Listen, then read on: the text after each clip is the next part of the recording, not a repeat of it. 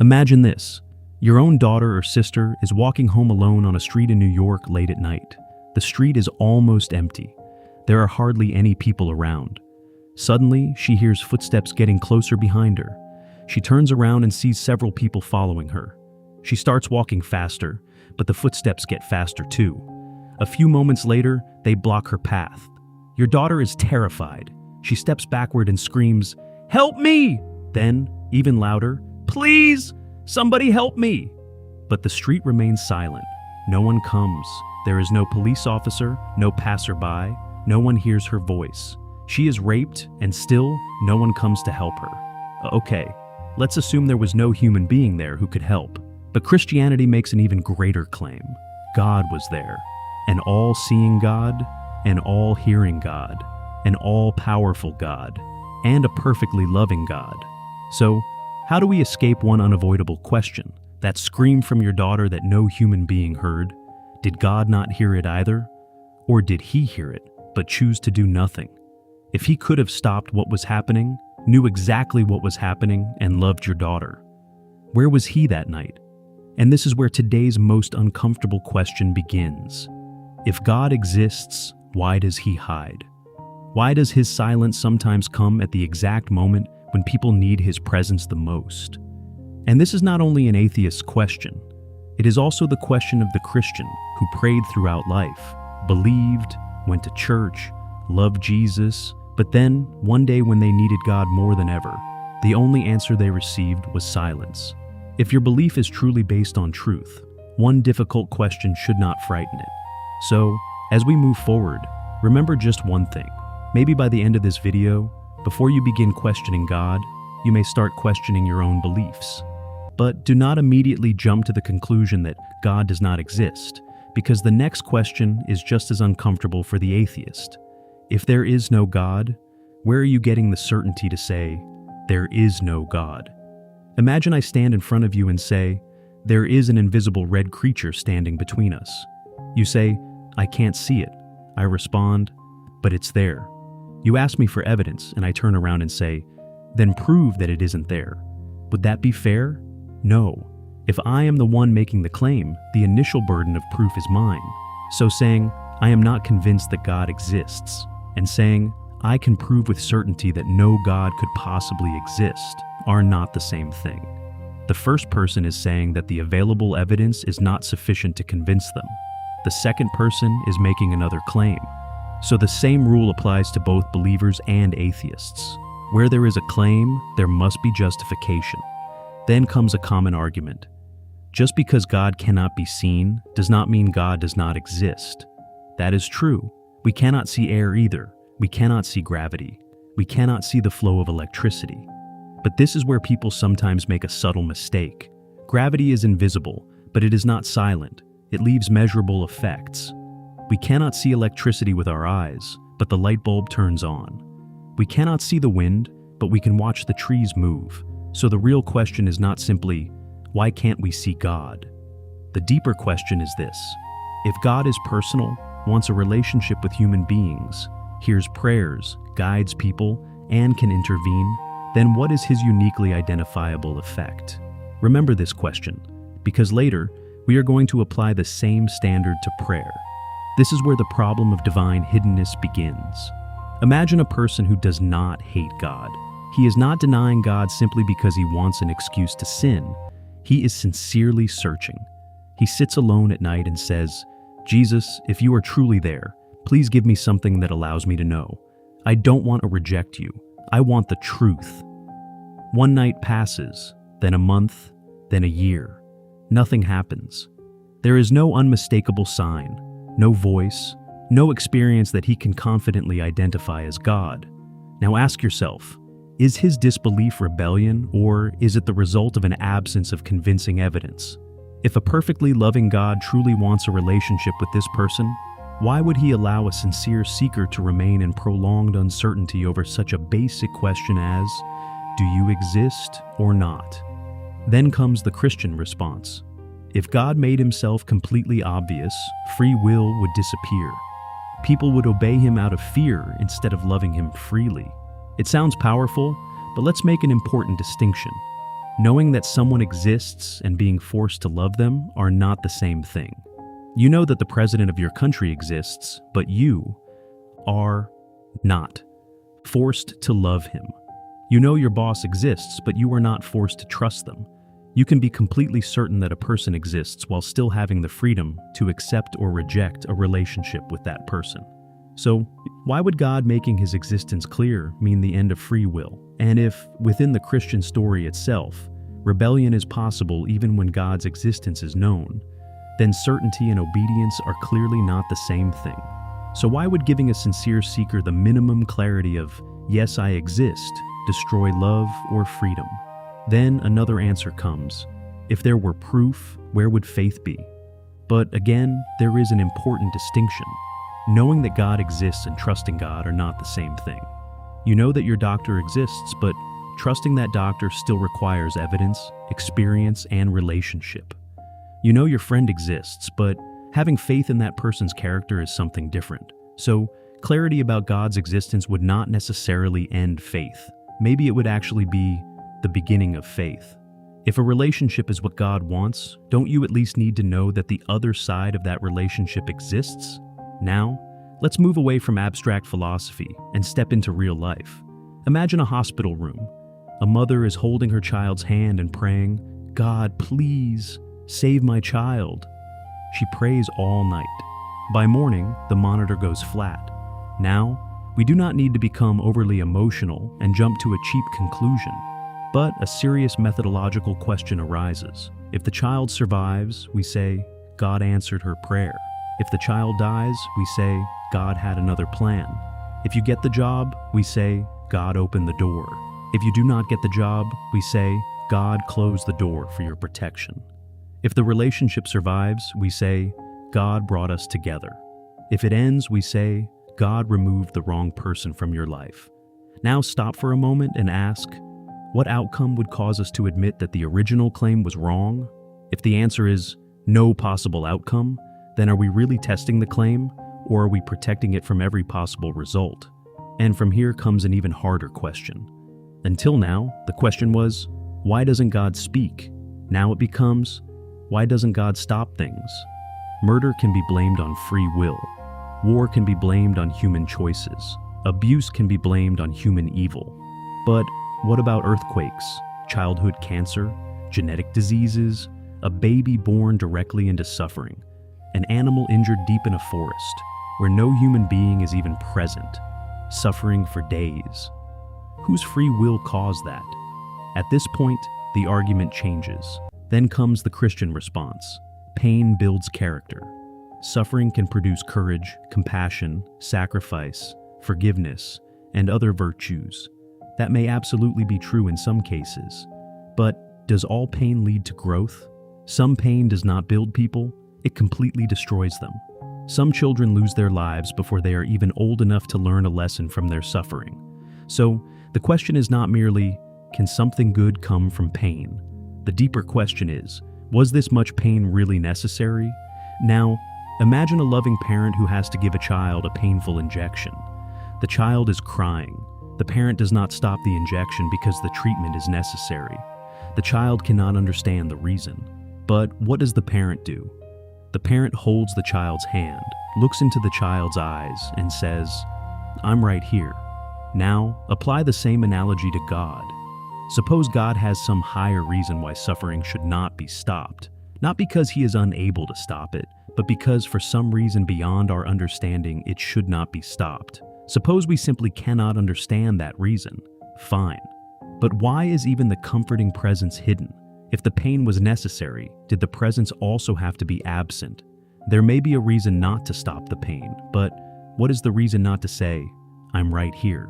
Now, let's move in another uncomfortable direction. If you are a Christian today, did you compare Christianity, Judaism, Islam, Buddhism, atheism, deism, and the philosophy of religion when you were 5 years old, and then carefully choose Christianity?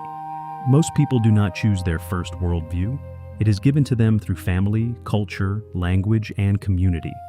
Now, imagine that you were born with the exact same intelligence, the same honesty, and the same brain, but not into a Christian home. Imagine you were born in another country, surrounded by another scripture and different religious rituals. From childhood, you were taught that another belief was the absolute truth. Would you still have arrived at Christianity today with exactly the same certainty? Maybe you would. Maybe you wouldn't. But if the answer does not come immediately, that hesitation matters. Because if eternal truth is one, why does access to it appear to be so strongly connected to geography? Now, the origin of a belief does not automatically determine whether it is true. Being born into a Christian family in America does not make Christianity false. But being born into a Christian family does not make Christianity true either. Inherited certainty and examined conviction are two different things. And if salvation is connected to a specific belief, the question becomes even harder. What about someone who has never heard of Christianity? What about someone who has only encountered a distorted or abusive version of Christianity? What about someone who experienced abuse inside a church, walked away from religion because of that trauma, but remains sincerely committed to finding the truth? If God is all-knowing, then He knows exactly what evidence each person received, what trauma each person experienced, and what cultural environment shaped their beliefs. So, why should eternal judgment appear to depend on something that can look like an information lottery? Now, it would be unfair to put pressure only on the believer. The atheist mind is not free from psychology either. A skeptic may argue that people create God because they want God to exist, because belief in God can reduce the fear of death, provide hope for ultimate justice, and offer the possibility of seeing loved ones again.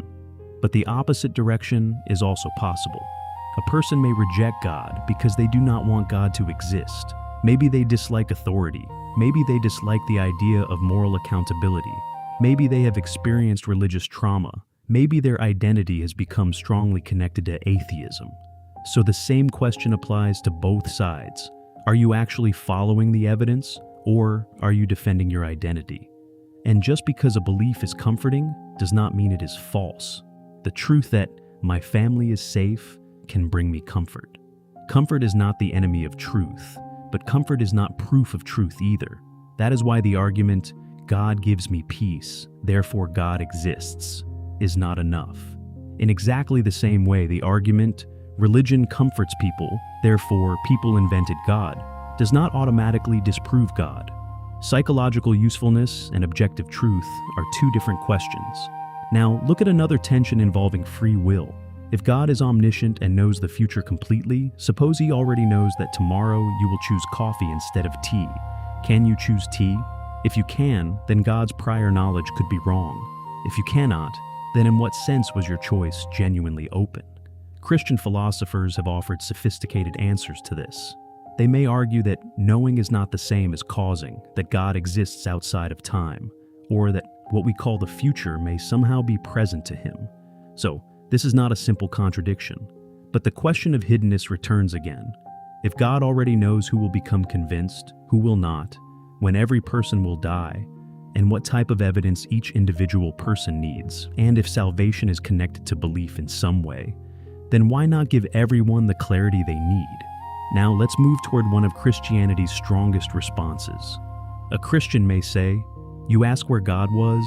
Look at the cross." Christianity does not claim that God simply sat outside the world and watched suffering from a distance. The claim is that God entered human suffering. In Jesus, God became human. He experienced pain, betrayal, humiliation, and crucifixion. If that is true, then the Christian response becomes emotionally and theologically extremely powerful. God is not unfamiliar with suffering. He entered into suffering Himself. But now another question follows. Does the cross solve the problem of suffering, or does it make the question even deeper? If God understands suffering and also has the power to prevent it, why does innocent suffering still continue?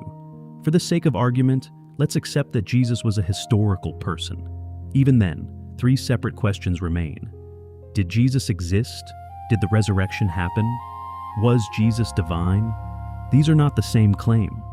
Accepting His historical existence does not mean accepting His divinity. The resurrection claim requires separate evidence.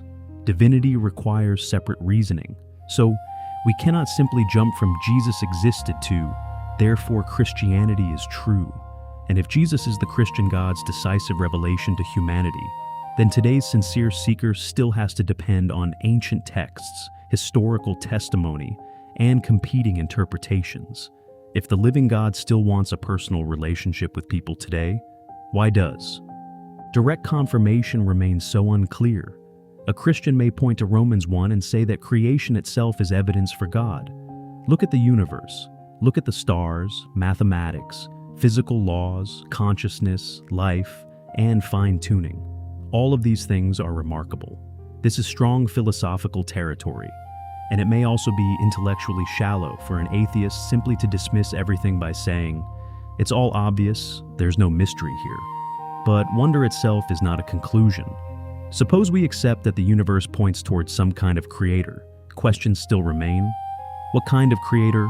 Personal or impersonal? One God or some other kind of ultimate reality? Does this creator care about human beings? Does it answer prayer? Did it inspire the Bible? Did it become Jesus? Does it judge people after death? There are many philosophical bridges between the universe exists and Christianity is true. Those bridges have to be built. We cannot simply jump across them. Now comes another powerful response. God's ways are higher than ours. Maybe that is true. If an infinite intelligence exists, expecting finite human beings to understand every reason may itself be arrogant. A child does not understand the purpose of surgery. A dog does not understand a veterinarian's plan. So, just because we cannot see a reason for suffering does not necessarily mean that no reason exists. But we have to be careful here. If every negative event we cannot understand is labeled mystery, while every positive event is labeled God's goodness, then the scale can never tilt against the claim. Healing happens, God is good. Healing does not happen, it's a mystery. Rescue happens, God answered. Rescue does not happen, His ways are higher than ours. So, now the question becomes, are we evaluating evidence or protecting a conclusion? Then comes another response. You're looking for God in the wrong place. God is not a physical object. That is also a strong point. A microscope cannot show you morality. A telescope cannot measure love. If God is the ultimate ground of reality, then He may not be an object like an invisible animal or an undiscovered planet. So saying, "I didn't see God through a telescope, therefore God does not exist," is a weak argument. But divine hiddenness is not primarily a problem of physical visibility. It is a problem of relational accessibility. Christianity presents God as a personal father, a loving, knowing, communicating, prayer-hearing being. If you say God is Father, then the question becomes, where is the Father? If you say God speaks, then the question becomes, how do we distinguish God's voice from our own thoughts? If you say God guides people, then why do sincere Christians receive contradictory guidance? Now, consider personal experience. A Christian says, "I have felt the presence of Jesus." We cannot simply dismiss that experience as a lie. For that person, it may be one of the most powerful and real experiences of their entire life. But the outsider's question is this: how do we verify the interpretation? One Christian feels Jesus. A person from another religion feels a different divine presence. A secular person may experience a profound sense of cosmic unity during meditation or a psychedelic experience. All of these people may be completely sincere. So, the experience itself may be real, while the explanations given for that experience may contradict one another. "I experienced it" can be powerful personal evidence, but it does not automatically become universal proof. Now, we have asked the believer enough questions. Atheist, now it is your turn. If you say, "I'm not convinced," that is an intellectually modest position. But if you say, "No transcendent intelligence, creator, necessary mind, ultimate consciousness, or God could possibly exist," then the burden of proof returns to your side of the table. Our knowledge of the universe is incomplete. Incomplete knowledge is not evidence for God, but incomplete knowledge is also not a license for absolute metaphysical certainty. So again, the evidence does not seem sufficient to convince me, and I am absolutely certain that there is no God are two very different claims. This is where it becomes clear what divine hiddenness actually does. It does not automatically prove that there is no God. It does not prove that spiritual reality is impossible. It does not prove that every claim about Jesus is false. But it does put pressure on a particular kind of God, a perfectly loving God who wants a relationship with everyone, who is capable of making himself known to everyone, yet allows even sincere seekers to remain in prolonged uncertainty. That is the tension. And that is why this question is not some cheap atheist slogan. It is a serious, philosophical problem. The Christian side has answers. God may maintain epistemic distance to protect free will. Silence may help faith mature. Human resistance may prevent people from perceiving God clearly. Creation, conscience, and Jesus may provide sufficient revelation. Finite human beings may be unable to understand divine reasons. On the cross, God himself entered into human suffering. Earthly hiddenness may only be temporary. It would be unfair to dismiss these answers as stupid. But every answer produces another question. Free will? Why would knowing that God exists force someone to love him? Spiritual growth? Why do some people become deeper in faith while others sincerely deconvert? Human resistance. What about people who genuinely pray, God, show me? Creation is enough? Then why do equally sincere people reach contradictory conclusions? Mystery? At what point does mystery stop functioning as an explanation? The cross? How far does the claim that God participated in suffering answer the question of why he permits suffering that he has the power to prevent? Now, remember that night from the beginning. A street in New York. Your daughter is screaming. Imagine that later, you watch the CCTV footage. You see her begging for help. You could not be there. Maybe you were far away. Maybe you did not know what was happening. Maybe you were powerless to stop it. That is why you could not save her. But now think about the claim Christianity makes about God. He is not distant and unaware. He is not powerless. He does not find out what happened afterward. He knows in that exact moment. He sees, he hears. If he is also perfectly loving, then what does his silence in that moment mean? Free will? A greater plan? A test? A mystery? Maybe one of those answers is correct. But if it were your own daughter, would those words immediately feel sufficient? And this is where a psychological difference appears. When tragedy happens to a stranger, theology can feel easy. God has a plan. But when tragedy enters your own home, the weight of that sentence changes. When some stranger's child dies, it can be easy to say, there must be some mysterious purpose. But when your own child is inside the coffin, does your mind accept that same answer just as easily? This is why difficult questions are not necessarily disrespectful. Sometimes pain makes philosophy real. Now, give your own belief a simple test. If you had not been born into a Christian family, would you still be a Christian today? If you had been taught from childhood that another sacred text, not the Bible, was divine, would you question it? If all the people you trusted most had told you, only our religion is true, would you step outside that belief system and compare it with others? Maybe you would. But if you genuinely do not know, then at least one thing becomes clear. Belief is not created by evidence alone. Environment can be extremely powerful too. But atheist, you are not exempt from this either. If religious hypocrisy, abuse, or irrational claims caused you to hate religion, are the question of God and the question of organized religion really the same thing? A bad priest is not evidence that God does not exist. A corrupt church is not automatic proof that Christianity's supernatural claims are false. In the same way, the fact that a scientist happens to be Christian is not proof that Christianity is true. Evidence must take the place of authority. Now consider perhaps the most uncomfortable thought experiment of all. Imagine that tonight, God appears in your room in a completely unmistakable way. It is not a hallucination. It is not a dream. Other people can independently verify what happened. God says, I exist. Has your free will disappeared? No. Only one question has been settled. God exists. Whether you accept or reject a relationship with Him, whether you trust Him or refuse to trust Him, whether you love or rebel, whether you agree with His morality or challenge it, all of those choices still remain.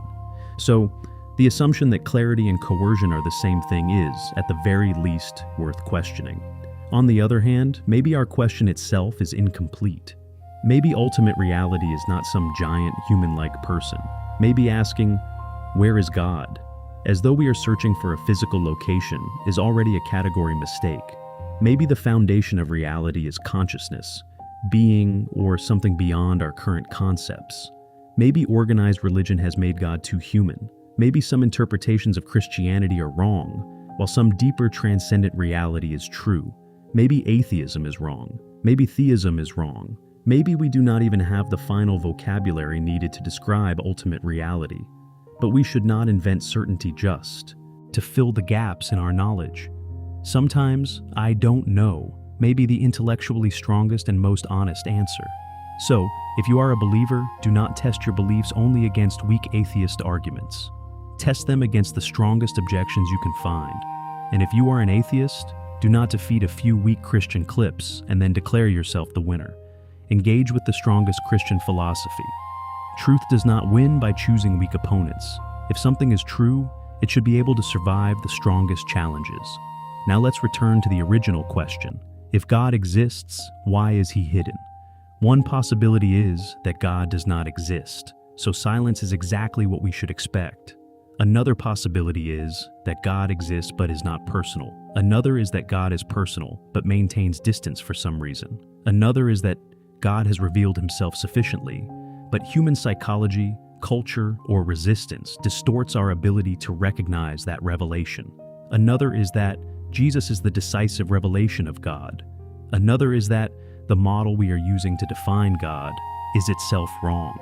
Which of these possibilities is true cannot be decided by slogans. It has to be weighed through evidence, reason, experience, history, and philosophical consistency. And in the end, the question is not merely, does God exist? The harder question is, why do you believe that God exists? Or, why do you believe that he does not? Is your answer based on evidence, childhood, fear, hope, culture, anger, personal experience, logic, or some mixture of all of these things? If your faith is true, questions should not destroy it. If atheism is true, open investigation should not frighten it either. Truth has one advantage. It does not need reality to be twisted in order to protect it. So the next time someone says, God has a plan, ask one more question. Do we actually know that plan, or are we giving meaning to silence? When someone says, God answered my prayer, ask, what would you have said if the opposite outcome had happened? When someone says, you need faith, ask, does faith come after discovering truth, or is faith being used to determine what you call truth? When someone says, God is obvious, ask, then why do sincere nonbelievers exist? And when an atheist says, obviously there is no God, ask them too, what evidence gives you the certainty to say obviously? Ultimately, maybe the most honest position is not to rush toward an immediate answer. Maybe the most honest position is to say, I want to know the truth, whether it protects my old beliefs or destroys them. If God exists, why should an honest search lead you away from him? And if God does not exist, an honest search should eventually reveal that too. So, one final time, without slogans, without religious fear, without atheist ego, calmly ask the question, if God truly exists, why does he hide? If you search for him with your whole heart, but receive only silence in return, is that silence a test of faith? Is it part of some unknown plan? Is it a limitation of your perception? Or is that silence itself evidence? And perhaps the most uncomfortable possibility is this. We may be searching for God while already having decided what answer we want. The believer may be trying to force the evidence to fit inside faith. The atheist may be trying to force the evidence to fit inside disbelief. So maybe the real challenge before searching for God is confronting our own bias. Because the final question is not simply, where is God? The final question is, if the answer turns out to be different from what you wanted, are you willing to accept it?